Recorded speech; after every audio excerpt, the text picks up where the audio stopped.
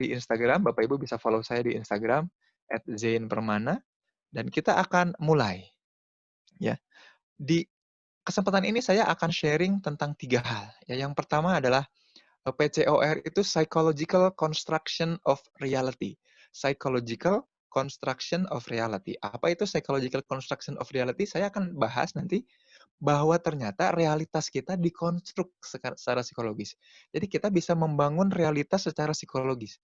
Jadi realitas yang nyata ada di dunia nyata, tapi kita ternyata bisa membangun realitas sendiri secara psikologis dalam pikiran kita. Nanti ini akan saya bahas. Kemudian bagian kedua, saya akan sharing tentang understanding our basic emotion. Dan ini fenomena yang menarik ya. Jadi zaman dulu, tahun 1800-an, 1872 tepatnya, hingga 1970-an, ya, jadi hampir 100 tahun, akademisi masih satu paham terkait dengan ekspresi emosi. Jadi seolah-olah ekspresi emosi itu berlaku universal. Jadi kalau orang senyum, ini berarti bahagia atau senang. Padahal orang bisa jadi senyumnya seperti ini, bisa jadi senyum kecut yang ngejijik. Jadi ekspresi senyum bukan berarti menandakan bahagia. Artinya, ekspresi emosi belum tentu universal juga. Nah, ini yang ingin saya bahas.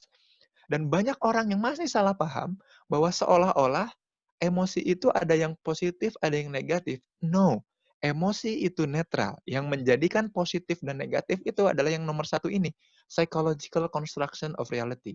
Cara kita mempersepsinya yang negatif, jadilah emosi itu negatif. Padahal emosi tidak ada yang negatif. Emosi itu tidak bermuatan. Emosi itu netral. Kitalah yang memberi muatan padanya. Nanti akan saya lebih bahas lebih lanjut di understanding basic emotion. Dan yang terakhir tentu saja, sebagai bagian dari pengabdian pada masyarakat, tentu akan saya kasih langkah-langkah kunci untuk bisa mengelola dasar-dasar emosi yang kita miliki. Saya bahas di Co-Create Flourishing Emotion. Gimana caranya emosi kita terekspresikan dengan baik, emosi kita membuat hidup kita jauh lebih positif, dan diri kita bisa menjadi sehat mental. Buat Bapak, Ibu, dan rekan-rekan semua yang ada pertanyaan, nanti tolong chat aja di kolom chat di Zoom ini ya. Nanti akan oleh moderator, Saudari Hana akan tanyakan, akan bahas, akan bacakan. Kita mulai, bismillahirrahmanirrahim. Making sense ya. Jadi prinsip pertama adalah our very basic needs is making sense the world. Jadi kalau ditanya secara fisik, secara biologis mungkin ya, apa sih kebutuhan dasar manusia? Maka kebutuhan dasar manusia itu simple, yaitu butuh makan dan minum, ya nggak? Butuh survive. Tapi kalau secara psikologis nggak bisa gitu ternyata. Secara psikologis, kebutuhan dasar kita adalah making sense the world. Jadi kebutuhan secara psikologis kita adalah untuk membuat dunia di sekitar kita itu masuk akal. Kalau dunia di sekitar kita tidak masuk akal, kita akan mudah resah dan gelisah, ya. Maka kita butuh untuk bisa menjelaskan, memprediksi dan mengontrol apa-apa yang ada di sekitar kita. Contoh, ketika kita bertemu dengan orang lain ini ketika kita sapa, "Hai, selamat pagi." Loh, kok dia nggak nyaut ya? Kok malah cemberut ya? Nah, kalau kita nggak bisa menjelaskan kenapa dia cemberut, kenapa dia nggak, membalas sapaan, kita akan gelisah. Karena kita tidak bisa making sense the world. Dunia yang kita hadapi adalah orang itu, dan orang itu tidak bisa kita jelaskan. Maka ketidakmampuan kita untuk menjelaskan membuat gelisah. Contoh lain, ketika kita tidur di kamar, tiba-tiba di atap kita, di atap kamar kita ada suara gedebuk, ada sesuatu yang jatuh. Dan kita dalam pikiran kemudian mereka-reka, "Ini apa ya? Ini kucing atau maling?" Maka kita coba tanya, "Siapa itu di atas?" Terus yang di atas jawab, "Kucing." Hah? Kenapa kucing ngomong kucing ya? Padahal harusnya bilang meong. Nah, itu kan making sense the world. Bagian di mana kita mencoba untuk making sense the world. Menjadikan apa-apa di sekitar kita bisa kita jelaskan, bisa kita prediksi, bisa kita kontrol. Nah, kalau nggak bisa melakukan tiga ini, manusia itu akan gelisah. Maka very basic needs, kebutuhan dasar manusia secara psikologis adalah untuk bisa making sense the world dengan outputnya yaitu explain, predict, dan control. Maka pandemi ini menjadi sebuah kesusahan, kemusibahan yang besar di seluruh dunia karena dia tidak bisa di-explain dengan exactly, dengan tepat, nggak bisa kita prediksi keberadaan dan penyebarannya dengan tepat, apalagi nggak bisa kita kontrol. Dan kemudian ini mengubah perilaku kita banget, banget, banget. Nah, dari sinilah Fakultas Psikologi Unjani berpikir, kayaknya kita perlu deh untuk sharing di bahasan-bahasan yang spesifik, bagaimana untuk menghadapi sesuatu yang tidak mudah, tidak bisa dengan mudah kita explain, kita predict, and kita kontrol ya. Nah, yang menariknya adalah kita akan mudah gelisah ketika kita apa? Membandingkan dengan orang lain. Kok negara lain ada yang udah mulai dibuka ya, dilonggarkan ya, ah kita juga ikut longgarkan ah gitu. Kok ada orang lain yang begini ya, kok kita masih di rumah aja, ah ikutan ah orang lain. Membandingkan memang bikin gelisah. Saya saya contohkan begini ya, kenapa membandingkan menghilangkan kebahagiaan? Bisa jadi Bapak Ibu dan rekan-rekan semua sedang bahagia di rumah, asik bahan gitu ya. Aduh, nikmat sekali, nggak usah kerja di kantor, nggak usah berangkat, enak rebahan di rumah. Lalu buka Instagram, buka sosial media atau Facebook, scrolling dan melihat ada rekan, ada teman di sosial media yang sedang jalan-jalan di kafe dan makan di kafe. Loh, kok dia enak sih makan di kafe? Yang tadinya kita bahagia karena membandingkan dengan orang lain, jadi hilang kebahagiaannya. Jadi hilang kebahagiaan itu bukan karena kita betul-betul nggak bahagia secara nyata, tapi karena mulai membandingkan dengan orang lain yang juga bisa jadi belum tentu bahagia. Lalu kita pergi ke kafe. Aku ingin seperti orang itu. Pergi ke kafe. Di kafe duduk terus sambil nunggu pesan makanan kita buka handphone dan lihat lagi Instagram. Ketika lihat Instagram, loh, ada orang jalan-jalan keluar kota. Hilang sementara kebahagiaan kita. Padahal kita udah bahagia di kafe itu, kita udah asik di kafe itu, kita udah duduk manis memesan kopi atau teh favorit kita, tapi karena kita kembali membandingkan, kita kembali nggak bahagia. So, comparing to other menghilangkan kebahagiaan. Jadi kebahagiaan itu ternyata bukan ada di luar, tapi ada di dalam. Makanya kita jadi kesulitan terkoneksi dengan diri akibat kita terlalu sering membandingkan dengan sosial media apalagi ya. Bukan berarti sosial medianya buruk, tapi keinginan kita untuk selalu membandingkan dengan orang lain membuat emosi-emosi itu nantinya bermuatan negatif. Hal ini disebabkan oleh apa? Ya memang pada dasarnya orang itu ingin menjelaskan dengan akurat siapa dirinya. Aku tuh seperti apa? Ada tokoh namanya Leon Festinger bilang, aku tuh ingin menjelaskan secara akurat siapa diriku, seperti apa kemampuanku, dengan cara apa? Membandingkan dengan orang lain. Dan membandingkan ini yang membuat kadang-kadang, bukan kadang, tapi seringkali membahayakan kebahagiaan kita. Karena kebahagiaan bukan di luar, tapi ada di dalam diri kita. Makanya kita mudah bete, mudah galau, mudah emosian, gitu. Nah, yang ingin saya bahas sebelum ngomongin emosi adalah share reality. Kita ini suka bikin-bikin realitas sendiri. Namanya tadi the psychological construction of reality, ya. Seperti apa psychological construction of reality? Saya bahas yang ini. Saya tanya ke Bapak Ibu sekalian, ke rekan-rekan semua, boleh nanti jawab di kolom chat ya. Apakah kita melihat hal yang sama dengan yang orang lain lihat juga? Katakanlah gini, Bapak Ibu silahkan lihat ya di layar ini, di slide yang saya tampilkan. Apakah si anak laki-laki ini dan anak perempuan ini melihat hal yang sama? Jawabannya iya.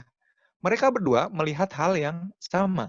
Tapi apakah si anak laki-laki ini dan anak perempuan ini di kepalanya punya bayangan yang sama, punya persepsi yang sama, punya ide yang sama? Atau sederhananya gini, apakah anak laki-laki dan anak perempuan ini walaupun ngelihat objek yang sama, dia punya pikiran yang sama apa enggak? Jawabannya adalah belum tentu. Saya kasih contoh saya dengan istri saya. Suatu saat istri saya menunjukkan handphonenya lalu bilang ke saya, "Pah, coba lihat nih." Jadi istri saya menunjukkan sebuah foto di Instagram seorang perempuan cantik berjilbab. Jadi istri saya menunjukkan seorang perempuan cantik berjilbab. Lalu bilang, "Pah, lihat nih, lucu enggak?" Lalu saya lihat perempuan cantik itu yang berjilbab itu, lalu saya bilang, "Iya mah, lucu." Objeknya sama, perempuan cantik berjilbab, kita melihat objek yang sama, tapi yang ada di pikiran kita kira-kira sama nggak? Yang ada di pikiran istri, yang lucu itu apanya? Yang ada di pikiran saya, yang lucu itu siapanya? Sampai sini mudah-mudahan paham ya.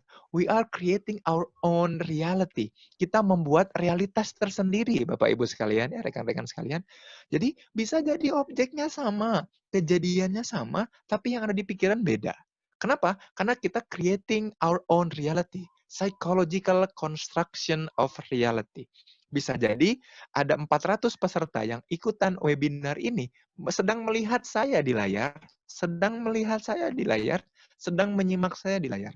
400 orang menyimak hal yang sama, 400 orang melihat hal yang sama, melihat webinar yang sama. Tapi pertanyaan besarnya, apakah 400 orang yang sama ini punya pikiran yang sama dengan apa yang dilihat? Belum tentu, dan kemungkinan sangat berbeda dan bervariasi. Itu karena apanya? Karena share, eee, different reality. Membangun realitas yang berbeda di antara masing-masing. Sampai sini mudah-mudahan jelas dan paham ya, bahwa apa yang kita lihat belum tentu orang lain lihat juga. Apa yang kita dengar, belum tentu orang lain dengar juga. Maka pertanyaannya, do we share the same reality? Apakah kita berbagi hidup pada realitas yang sama? Gitu, ya. Psychological construction of reality. Nah, maka ada error yang terjadi ketika kita mulai berbeda membangun realitas. Yang pertama namanya error mempersepsi. Kita suka beda nih, suka error dalam ngasih makna terhadap objek yang kita lihat, yang kita dengar, yang kita hadapi, ya. Saya kasih contoh gini Bapak Ibu sekalian. Silahkan Bapak Ibu sekalian lihat kartu ini, kumpulan kartu ini kira-kira ada yang salah nggak? Ya, ada yang salah nggak dalam gambar ini? Silahkan dilihat baik-baik kartunya. Ada yang salah nggak di gambar ini? Saya nggak bisa ngelihat responnya ya. Coba tolong di kolom chat-nya, saya ingin lihat juga. Ada yang salah nggak dari gambar kartu ini, Bapak sekalian? Masih kelihatan nggak? Masih kelihatan? Oke. Ada yang salahkah dari gambar kartu ini? Oke, kalau jawabannya nggak ada yang salah atau ada jawabannya kelipet, ini waktu saya lagi S2, saya iseng melakukan eksperimen ini. Saya nongkrong di kantin Fakultas Hukum UI karena dekat sama Fakultas Psikologi UI waktu itu. Saya nongkrong dan tiap orang yang lewat saya tanyai, "Mas, Mas, Mbak, Mbak, bentar ya, Kak, bentar, Kak. Saya mau nunjukin satu gambar. Kira-kira menurut Kakak ada yang salah nggak dari gambar ini?" Nggak ada, nggak ada, nggak ada. Jadi almost 100%, hampir 100% bilang ini nggak ada yang salah, gitu. Atau kalaupun ada yang bilang salah, bilangnya karena kartunya kelipet. Padahal yang salah adalah gambar ya. 10-nya ini, 10 yang hitam ini, 10 apa namanya ya, 10 tahu, 10 wajik, itu warnanya hitam. Seharusnya warnanya merah ya. Jadi di gambar tuh hitam, harusnya merah. Dan 100% anak hukum yang saya tanya itu salah. Lalu saya main ke Fakultas, Ilmu Sosial dan Politik di UI ya. Jadi sebelahan sama Fakultas Psikologi juga kalau di UI, di Depok itu. Maka saya tanyakan, saya nongkrong lagi terus ada orang yang lewat saya tanyakan, "Kakak, Bro Bro, Mbak Mbak, mau nanya dong, ada yang salah nggak dari gambar ini?" "Nggak ada yang salah." Jadi hampir 100% ngejawab hal yang sama, ini nggak ada yang salah, gitu. Kalaupun ada yang salah, ada yang bilang jawab ada yang salah, adalah tidak ada orangnya. Ini bisa jadi tangan bohongan atau manekin. Padahal enggak kok. Kalau dipikir lagi, mungkin Bapak Ibu bisa bisa melihat ya, apakah yang salah dari gambar ini? Ternyata yang salah adalah, ada 6 jarinya ya. Ya kita malas banget mikir ya, ada 6 jarinya, jarinya ada 6. Loh, kok kenapa? Cek cek, oke. Ada 6 jarinya ya. Jadi hampir 100% salah karena orang itu nggak melihat dengan segera, nggak cepet-cepet gitu. Jadi, luar biasa ya, apa namanya, orang itu ketika ditanya sesuatu mempersepsi dengan cepat dan ingin cepetnya aja ngejawab bahwa, "Oh, ini jabat tangan, handshake, nggak ada yang salah, biasa aja." Padahal ada yang salah. Nah, buat Bapak Ibu yang di kolom chat sudah menjawab benar, keren. Berarti Bapak dan Ibu detail dalam melihat dan mempersepsi sesuatu dan itu hal yang bagus. Tapi kebanyakan orang nggak sempet untuk melakukan itu. Media sosial kita memaparkan informasi yang terlalu banyak. Buat Bapak Ibu yang mungkin di 90-an, pernah hidup di 80-an ya, untuk mendapatkan informasi Bapak Ibu harus berjalan keluar mencari koran, gitu ya. Dan orang yang rajin, orang yang bergerak dan beranjak dari tempat duduknya akan lebih punya banyak akses. Itu di zaman 90-an dan mungkin 80-an. Tapi di 2000-an ke sini nggak gitu. informasi yang mendatangi kita. Kita nggak mau dengar informasi pun, informasi yang datang ke kita. Overwhelming of information. Kalau informasinya overwhelming, kebanyakan, kira-kira kita gimana? Akan bisa bijak nggak menyikapi informasi? Enggak, kita jadi malas mikir. Coba bayangkan, anak muda sekarang aja nonton YouTube, nggak mau nonton sampai tuntas, pengennya nge-skip. Bahkan kuliah pun pengen di-skip. Serba pengen skip aja. Kerjaannya tuh skip, skip, skip aja terus. Kebetulan karena disertasi saya ngomongin anak muda ya. Ini hasil penelitian juga. Maka otak kita yang pertama, creating our own reality. Yang kedua, malas mikir. Pengennya yang cepatnya. Jadi nggak mau melihat detail. Jadi ini ada gambar dari Profesor Akiyoshi Kitaoka dari University of Tokyo. Beliau bikin namanya motion after effect. Kalau Bapak Ibu lihat di satu titik, maka titik yang lain ikut bergerak. Artinya, ketika kita berfokus pada satu hal, membuat kita akan kehilangan kesempatan untuk melihat perubahan di bagian lain dalam diri kita. Kalau kita fokus ke kejelekannya aja, kita nggak tahu bahwa dia sedang bertumbuh di bagian lain yang nggak kita fokuskan. Namanya change blindness. Kita buta terhadap perubahan karena terlalu berfokus pada satu titik. Titik kesalahannya aja, titik negatifnya aja, atau titik dalam diri kita. Kita berfokus pada, aku nggak bisa, aku nggak bisa. Fokus pada satu titik yang salah, membuat kita kehilangan kesempatan untuk bertumbuh. Namanya change blindness, buta terhadap perubahan. Nah, ini hal yang bahaya. Ini di error mempersepsi ini saya pengen kita bahwa ada error mempersepsi. Yang pertama itu kita bangun sendiri realitas dalam pikiran kita, semau-mau kita. Ya nggak? Materinya sama, yang ditayangkannya sama, tapi kok di otak punya ide yang berbeda nih, punya kesimpulan yang berbeda. Semau-mau kita secara psikologis itu dalam mempersepsi dan memahami realitas kehidupan kita, kita tuh punya ide masing-masing. Makanya punya hikmah yang masing-masing. Makanya fa'alhamaha fujuraha wa taqwaha itu yang mudah-mudahan kita dijadikan orang yang dapat ilham untuk ditakwakan ketika kita mempersepsi sesuatu. Karena bisa jadi yang kita persepsi itu kebanyakan salah. Ditambah malas mikir, ditambah change blindness. Gitu ya, itu error mempersepsi. Dan juga error dalam mengkategorisasi yang keempat. Ini garis atas dan garis bawah itu, Bapak Ibu sekalian, rekan-rekan semua, sama panjangnya. Nggak berbeda kok satu sama lain. Ya, nggak sama, itu sama banget, jadi nggak beda. Nah, tapi kalau kita kasih konteks, kasih lingkungan, kasih environment, jadi beda. Tuh, yang lebih panjang jadi yang mana? Yang lebih panjang jadinya seolah-olah yang atas, Bapak Ibu semua, rekan-rekan semua. Padahal sama panjang. Jadi garis ini atas dan bawahnya padahal sama panjang. Tetapi karena dikasih konteks dan lingkungan, seolah-olah yang atas lebih panjang. Ya karena dia berada pada garis-garis yang berjarak lebih kecil, yang ini berada garis-garis yang lebih lebar yang bawah. Makanya yang bawah seolah-olah lebih pendek dari yang atas.